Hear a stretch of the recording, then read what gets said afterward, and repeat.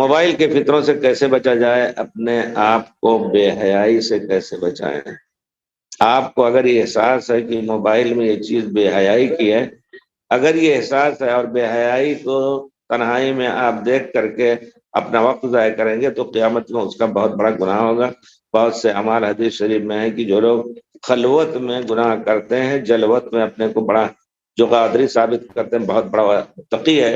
امام مسجد بھی ہے، لیکن تنہائی میں کبھی کبھی اس طرح کام کرتا ہے تو اس کے لیے رسول کی بہت ہی وہ سخت وعید ہے۔ قیامت میں آئیں گے تو ان کے تمام اعمال جو ہے ثابت ہو جائیں گے۔ اس وجہ سے ڈریے اللہ تعالیٰ سے، اپنے بچوں کو سب سے پہلے آپ بچانے کی کوشش کریں، ان کے ہاتھ میں موبائل ہرگز نہ دیں، اور اگر دیں تو پڑھنے کے وقت خاص، اور رات میں خصوصی طور پر ان کو ان سے لے کر کے کسی پکی تجوری میں بند کر دیں، ورنہ وہ آپ کے